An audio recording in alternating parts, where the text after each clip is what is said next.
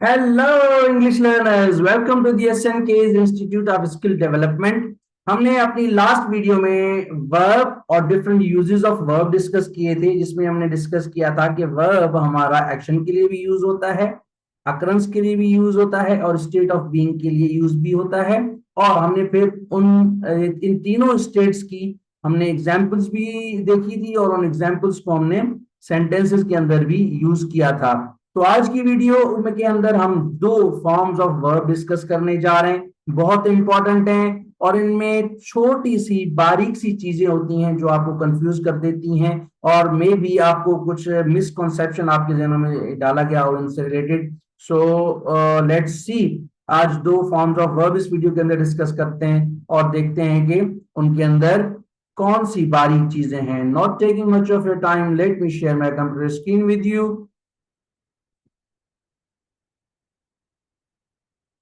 Hello, I hope my screen is visible to you all.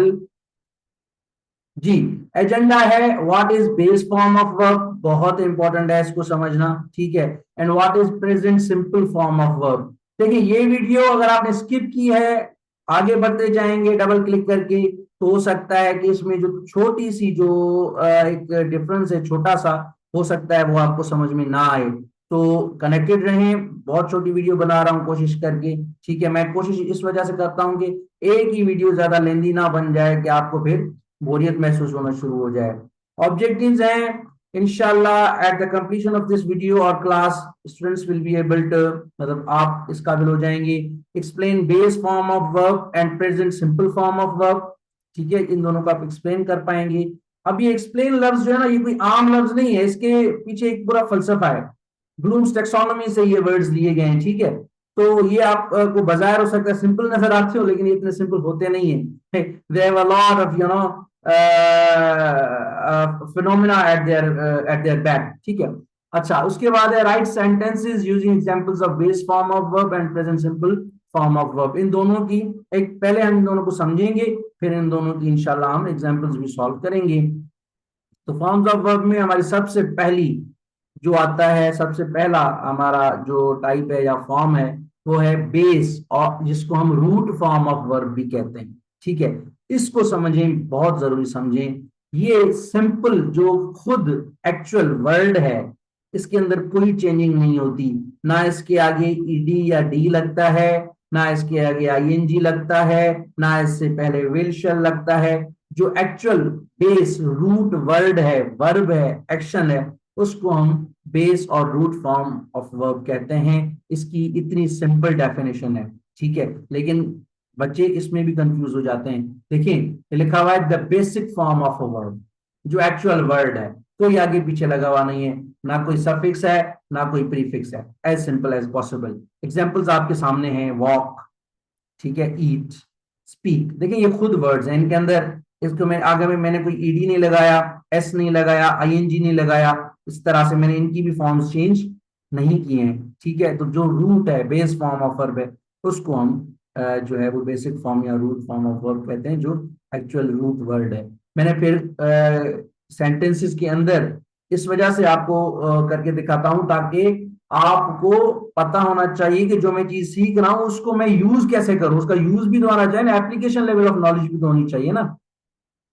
तो मैंने इन तीनों को फिर एग्जाम्पल के अंदर यूज किया है। देखें, you walk to school every day, walk simply use हुआ है, इसमें कोई मैंने आगे पीछे चेंजिंग नहीं की, ठीक है। They eat lunch together in the cafeteria, eat simple जिस तरह से यहाँ है बेस फॉर्म, वैसे ही हमने इसको एग्जाम्पल में यूज किया है। अच्छा, फिर है I speak to my friends on the phone daily, मैं रोजाना अपने दोस्त के साथ फोन पर बात करता हूँ। स्पीक को मैंने स्पीक के फॉर्म में यूज किया है। कोई कंफ्यूज होने की जरूरत नहीं है, कोई टेंशन लेने की जरूरत नहीं है, इंग्लिश बहुत आसान है समझना, ठीक है। बस जो बेस फॉर्म है सिंपल, उसको हम यूज करते हैं, उसको हम रूट या बेस फॉर्म ऑफ वर्ब कहते हैं, ठीक है। फिर है दूसरा। अच्छा, इसके अंदर थोड़ा सा कंफ्यूज नहीं होइएगा आप, इसको लाजमी समझिएगा। Present simple form of verb आपको काफी जगहों पर बेस फॉर्म भी लगेगी, ठीक है। लेकिन इसमें थोड़ी सी जो चेंजिंग है वो मैं आपको यहाँ पर क्लियर करवा देना चाहता हूँ, क्योंकि आपकी फिर कोई मिस्टेक ना हो, चाहे वो एग्जाम में हो, चाहे गवर्नमेंट जॉब की तैयारी में वगैरह, जहां पर भी, ठीक है, टेस्टों वगैरह में। तो क्या कह रहा है कि present simple form, this form is used to describe habitual actions and general truths. उसमें ऐसा कोई बात नहीं की थी, लेकिन यहाँ पर चूंकि टेंस की बात आ गई है, प्रेजेंट सिंपल की बात आ गई है, टेंस का जिक्र किया है इसने, जमान का जिक्र किया है, इस वजह से कह रहा है कि ये वो फॉर्म्स ऑफ वर्ब हैं जो या तो हैबिचुअल एक्शंस को डिस्कस करते हैं। हैबिचुअल एक्शंस मतलब ये नहीं है कि रोजाना, इसको हम रिपीटेटिवली आफ्टर सर्टेन टाइम, ठीक है, एक चीज फॉर एग्जाम्पल एक मंडे को हुई, फिर अगले मंडे को सेम टाइम पर वो चीज होगी, फिर अगले मंडे को। तो हैबिचुअल का जब प्रेजेंट सिंपल की बात आती है तो हैबिचुअल का मतलब होता है repetitive actions, after certain time वो सेम ही टाइम के ऊपर वो चीज रिपीट होती हो। इसका मतलब ये नहीं है कि डेली, ठीक है, ये जब हम टेंसेस डिस्कस करेंगे तो मैं आपको मजीद उसके अंदर भी समझा दूंगा, ठीक है। तो और जनरल ट्रूथ जो कायनाती सच हैं जिसको हम चेंज नहीं कर सकते, for example water boils at 100 degree C, ठीक है, 100 डिग्री सेल्सियस पर वाटर क्या होता है, बॉयल होता है। ये कायनाती सच है, ये कल भी सच यही था, आज भी यही है, और आने वाले कल में भी ये यही रहेगा, ठीक है। For example sun rises in the east, sun sets in the west. और आज से जो है वो 50 साल पहले भी यही था, आज भी यही है, आगे भी ऐसा ही होता रहेगा। तो प्रेजेंट सिंपल फॉर्म, अच्छा इसमें फिर यूज में फर्क क्या होता है इनका, बेस फॉर्म और प्रेजेंट सिंपल फॉर्म में, जरा ये मैं आपको समझाने की कोशिश कर रहा हूं। अच्छा देखिएगा यहां पर एक चीज, ये बहुत इंपॉर्टेंट पॉइंट है, कह रहा है it is usually the base form, ये बेस फॉर्म ही होती है एक्चुअली, ठीक है।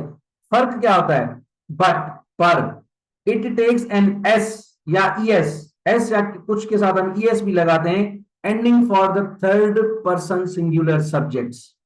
जो थर्ड पर्सन सिंगुलर सब्जेक्ट्स होते हैं या सिंगुलर जो नाउन होता है उसके साथ हम इनके साथ आखिर में एस या ईएस लगा देते हैं। कैसे, थर्ड पर्सन सिंगुलर्स कैसे होते हैं, ही, शी, इट, या फिर कोई सिंगुलर नाउन, कोई एक सिंगुलर नाउन है, तो उस वक्त जब हम इस इन रूट फॉर्म्स को या सिंपल फॉर्म को यूज करेंगे तो उनके साथ आखिर में एस या ईएस लगाएंगे। एग्जाम्पल्स के साथ आपको पता है, मैं आपको समझाता हूं, छोड़ूंगा तो नहीं मैं एग्जाम्पल्स को। चलें ये देखें जी, examples in sentences, he walks to school every day.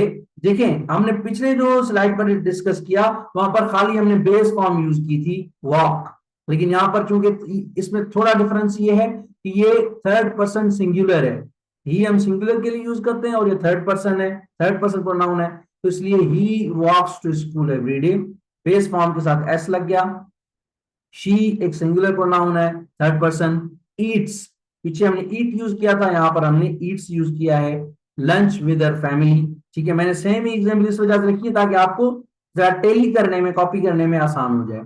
John singular noun है, ठीक है, आप यहाँ पर कोई अली, अहमद जो भी लगा सकते हैं।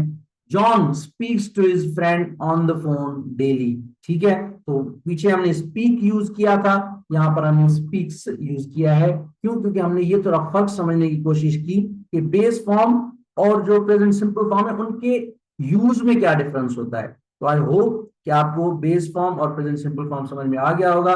नहीं समझ में आया तो आप कमेंट सेक्शन में पूछ सकते हैं या व्हाट्सएप पर कांटेक्ट कर सकते हैं। A little request in the end, as I always do, subscribe to our channel, press bell icon to receive updates, like and share our videos ताकि दूसरों का भी फायदा हो। ये हमारी सर्विसेज हैं जो हम अपने इदारे के अंदर ऑफर करते हैं, इंग्लिश लैंग्वेज कोर्स फिजिकल और ऑनलाइन। आपको करना है, बहुत इफेक्टिव स्ट्रेटजीज हम यूज करते हैं इंग्लिश लैंग्वेज कोर्स पढ़ाने के दौरान, कॉन्टेक्ट कर सकते हैं।